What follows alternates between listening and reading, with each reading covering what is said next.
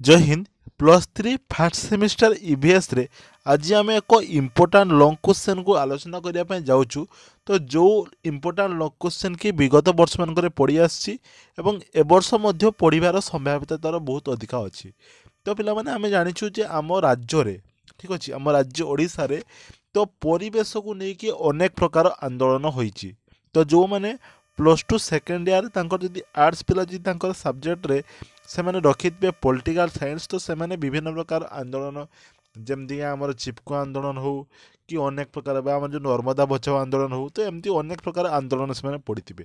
तो ये से ही प्रश्नटी को पचारि जे ओडिशार विभिन्न स्थान में तृणमूल स्तर में संगठित होता परिवेश आंदोलन घटना वर्णना कर। तो आज टॉपिक रे आज क्लास रे आम ये टॉपिक उपर आलोचना करवा। जो भी छात्र छात्री मैंने आज ये टॉपिक उपर आग्रही थे तो से मैंने आज क्लास टी को प्रथम रु शेष बंद थे देखिए जहाँफल से सबकि बुझीपारे। और आगक एमती अनेक सारा क्लासेस निश्चित रूप चैनल को सब्सक्राइब कर देकी ऑल नोटिफिकेशन को प्रेस कर देते। देखा जे शहरीकरण शिल्प प्रतिष्ठा एवं प्राकृतिक संपद क्षय पृथ्वी रे जलवायु परिवर्तन कारण है। तो आमर जो शहरीकरण होचु बा आमर जो शिल्प प्रतिष्ठा तो यही सबू कारण द्वारा आमर जो प्राकृतिक संपद बा प्राकृतिक जो पृथ्वीर विभिन्न प्रकार जलवायु आम परिवर्तन देखुचु। तो एथि बात्या बन्या परी प्राकृतिक विपर्यय संख्या धीरे धीरे बढ़ला फल जैव मंडलर संतुलन बिगड़ला नुहे कि। तो ये जो शिल्प प्रतिष्ठान विभिन्न प्रकार जो कल कारखाना इंडस्ट्री जो हो तो से सब विभिन्न प्रकार प्राकृतिक विपर्यय को निमंत्रण करुच्ची।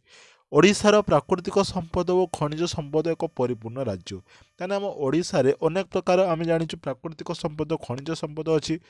तो यही खनिज संपद विनियोग पर ओडिशा सरकार एवं देश और विदेश शिल्पपति मान निमंत्रण करी ओडिशा रे खनि भित्तिक शिल्प प्रतिष्ठा पर आग्रह प्रकाश करुछंती।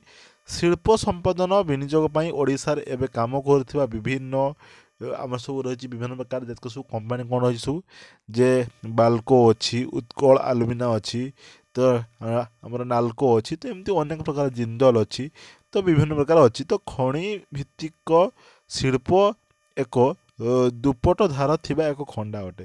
देख तो खनि भित्तिक शिल्प एक माने दुई पट धार थिबा खंडा माने एटा सबुआड़े आमको इनकम सोर्स दिए तो बा सबुआड़ आमको उपकार करे। यह गोटे पटरे जंगल अंचल बास कर आदिम आदिवासी को जीवन जीविका परिवेश को भीषण भाव प्रभावित करने सहित अनेक जन व्यक्ति को जीविका जगाए। तेना देख दुई आड़े सी काम करे गोटे तार नेगेटिव साइड रोचे गोटे तार पॉजिटिव साइड रोचे।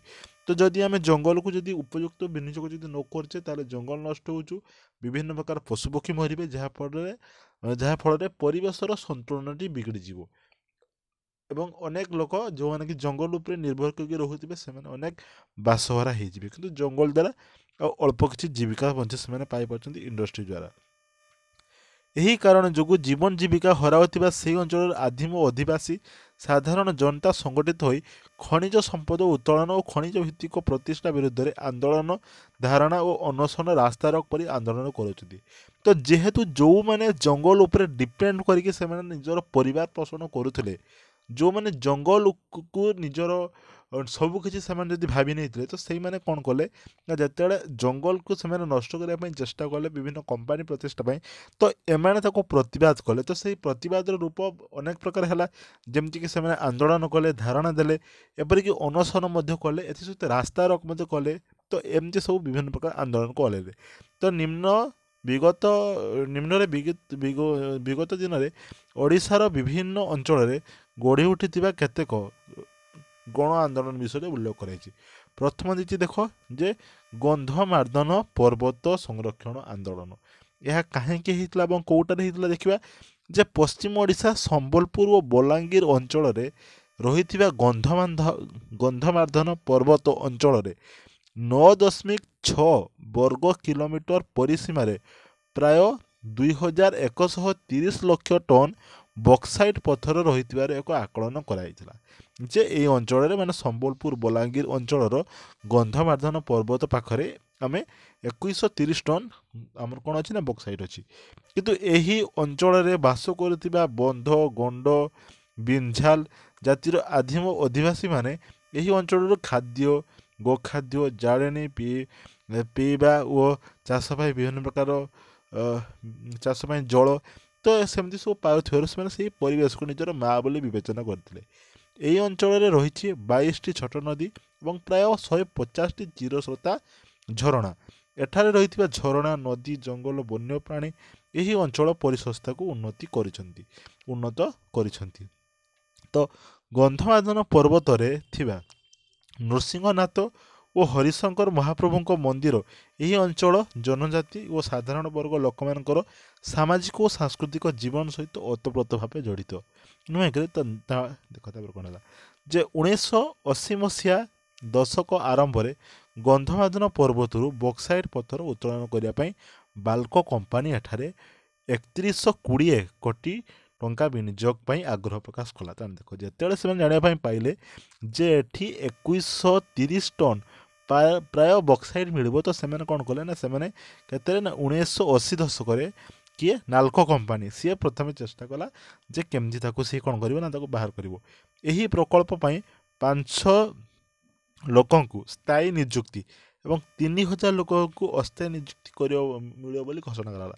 ଯଦି ଏହି ପ୍ରକଳ୍ପ ହେଉଛି, ଯଦି ବକ୍ସାଇଟ୍ ଖନନ ହେଉଛି, ତାହେଲେ ପ୍ରାୟ 500 ଲୋକ ପୁରାପୁରି ରେଗୁଲାର ବେସିସ୍ରେ ଚାକିରି ପାଇବେ। ଆହୁରି 3000 ଲୋକଙ୍କୁ ସେମାନେ କଣ୍ଟ୍ରାକ୍ଚୁଆଲ ବା ଅସ୍ଥାୟୀ ରୂପେ ଚାକିରି ଦେବେ। ଏଥିସହିତ ଅଞ୍ଚଳ ଲୋକଙ୍କ ବିଭିନ୍ନ ସୁବିଧା ପାଇଁ ଏଠାକୁ 25 କିଲୋମିଟର ରେଳ ଯୋଗାଯୋଗ ସୁବିଧା, ଏକ ସ୍କୁଲ, ଏକ ଡାକ୍ତରଖାନା ପାଇଁ ପ୍ରସ୍ତାବ ଦିଆଗଲା।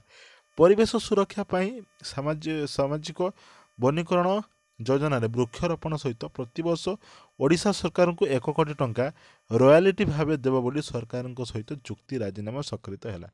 କିଏ ନା ନାଲ୍କୋ କମ୍ପାନୀ କଲା। ଠିକ୍ ଅଛି। ତାପରେ